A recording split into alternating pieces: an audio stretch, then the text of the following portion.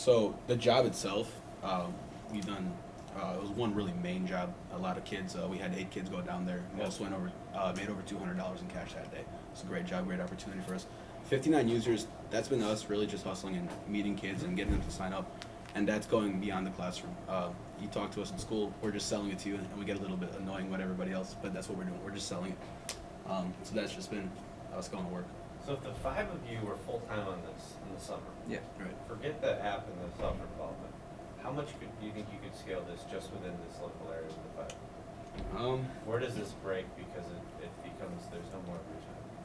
Well, I can't give you an honest answer to that one, but obviously we're going to do the best that we can, and we're going to work the hardest that we can. We'll put full time into this.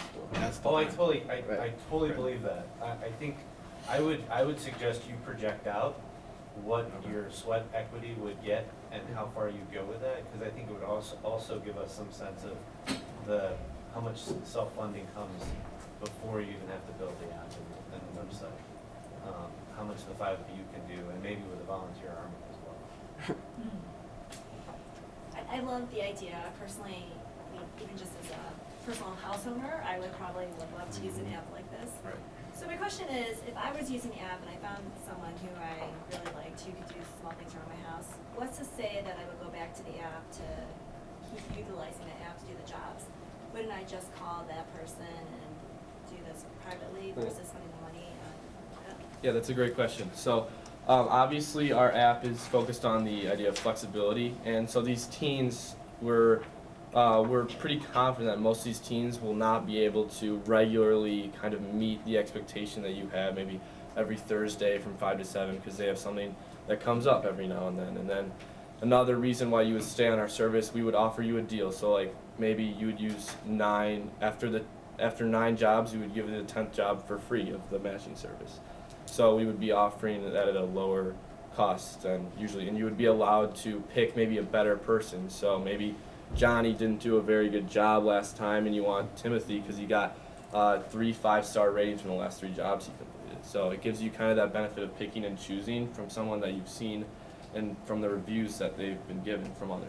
Right, and so it creates like a market for each young adult. So if he did a really good job and he has a good rating, then he could get a higher cost the next time he does a job. You can negotiate up. Right. And kind of Or how to to pay. talk more about the young adult side, we know that that's like a problem that we could encounter, so we're working on incentives to keep young adults motivated to stay with us. So that includes like possibly gift cards after a certain amount of time on the app, certain amount of jobs that you complete. We would give you maybe a pay raise or something like that from us. So that's just things that we've been thinking about, different incentives to keep young adults motivated, and kind of this flexibility thing that is going to keep them away from a regular schedule and going off of us.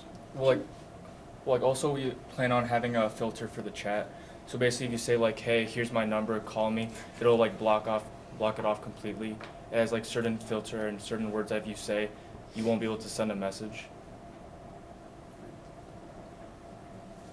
Great presentation.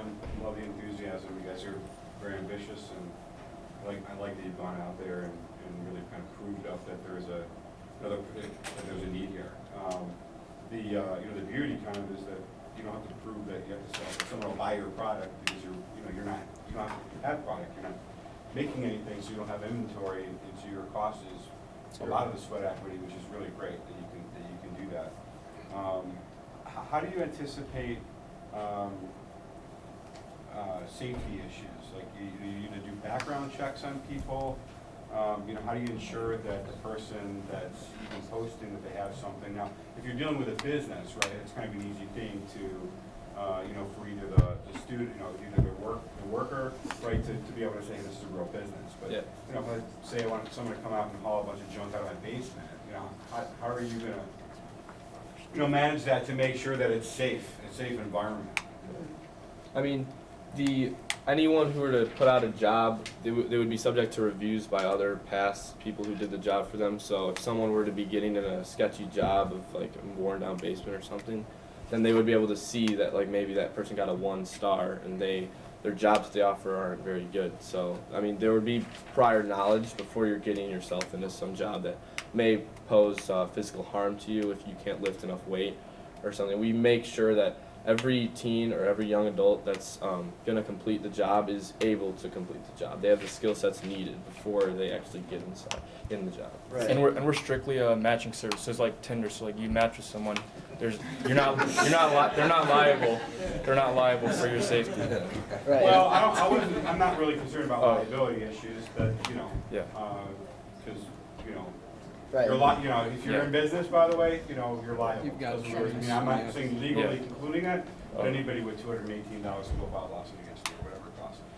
But I was really more thinking of, you know, a little bit, yeah. Student safety. Exactly. More like student safety from, you know, make sure that it's not an unsafe situation. Yeah. But, you know, it's just something you figure out and think about. So to build on that, I know I had some of the same questions, which was, so of the jobs that you've had, can you talk about how many jobs there were and what kinds of jobs they Right. were, and the gender of who fulfilled the job? So the main job, we had the big one. There was a wrestling tournament in McCook, Illinois, and we had 8 guys go down there, and they needed people for security, Who's the timekeep. employer? NAGA, North American Grappling Association. So they're all over the place. So they come to Chicago every year. But regardless, so they needed timekeepers, security guards, people just to make sure everybody's wearing shoes when they're not on the mats. So we had 8 guys go down there. It was only because we really had guys to work with at this point. And they were there for about 8 hours.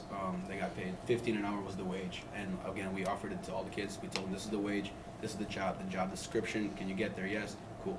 We matched them up. They went there, did the job, and got paid for it. Okay, Is was that- that the only job? No, okay, so these guys actually completed another job. There was a woman, she works at a real estate agency, right? Yeah. She was a little older, so she needed somebody to go pick up the signs that she would put out on the road, and they were paid money for that.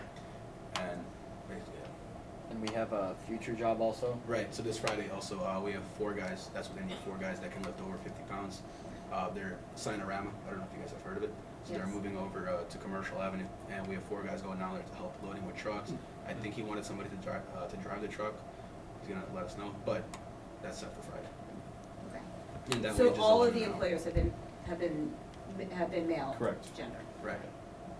Right. We've also talked with at networking events that some of the small businesses would need help with marketing also, and some other jobs that are not just labor. So that would just Graphic expand. design, Right. social media management, those are 2 ones that we've got a lot from older small business owners that they need someone to help manage their Facebook or their Instagram or something like that. And really we haven't really been targeting boys, but I guess the idea has been more appealing to boys that see the appeal in being able to just go pick up some boxes for an hour, put them over here, and then you get paid for it. Since the jobs have all been physical labor so far, all the guys have. no Well, problem. your team also doesn't have, in all fairness, I mean, your team doesn't have any Yeah, women on it, right? So, Well, there's So- two girls in the entire class. So right, exactly. we- So that might be something to think about in terms of how you go forward and how you expand, just in terms of bringing in some other thoughts. And, I mean, and those of us that have daughters also think like, I wouldn't send my high school daughter into harm's way if so those kinds of things you'll want to think about as you go forward. Absolutely. But it sounds like you've got great traction, which is great. Thank you. You guys have one moment for any other questions? He said, can you just give us the 30-second on the debate about the pricing? Oh, Yeah, I sure. was curious about that. All right, so for the pricing model, What was the? No, what was the debate? What were you guys Well, arguing? you said that so you- at first, It all- well, we had multiple, and the 2 that we really came down to was this one right here, and then a 25% tax onto what the employee's gonna pay. So, if someone's gonna need one job and they wanna set the wage at $10, we would take 25% of that, and then the employer would be paying a total of $12.50. Right, and it came down basically to legalities of what we are. We're just a connection site instead of an actual job site. So this is for right now with the tools that we have. This is what we can get from the employers. So that would be the pricing model that we could use right now. Yeah. And going. I think that you ought to run some numbers on doing a different, looking at like more of a subscription. I think, because there's a bunch of, not copycat, but other companies that do similar things, right? And they've run the gamut of how their pricing models have evolved over their, growth. just thinking like for myself, well, if it was, I wanted to sign up for the summer, for instance, a 3-month summer, I wanna take odd jobs here or there, you know, whether you're collecting 5, 10, or 15, or whether you're collecting, 5 a month, some of it's optics, but it'd be interesting to see if you run numbers based on a different model. Maybe somebody's not playing sports in the fall and they wanna work, and they sign up for that, semester, trimester, whatever. So But that would help with Right. the concern. Because I thought that your that you had. numbers were low, Yeah. right? Because you're kind of taking Illinois, right? So you're looking at Illinois, but, so, I think that, you can play with your numbers a little bit and say, well, what would happen if, we gave people an option for a minimum of a 3-month, right? Okay. Period, whatever, just, I don't know what those numbers would spit out, but I think it would tell a story.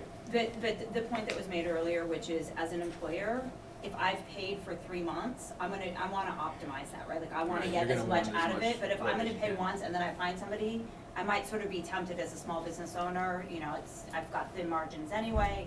I might just be tempted to say, Doug does a really great job, so, we've sort of worked something out and I can be flexible, so I'll just have them back. But if you charge me as a company, then I wanna optimize it as much as possible, and it sort of, it takes it, so maybe, to Mike's point, maybe you test it out a little bit, Obviously, we're gonna look into it. yeah. I mean, we were thinking about doing that actually, the subscription, but when we went to the focus group in the chamber, they were definitely on the side of we want to pay every job because we don't know that exact reason. Like they don't want to feel that need that they have to use our service every time, And we also had a focus group with young adults at a church, and we've also asked them like, would you pay to make money? And all of them said no.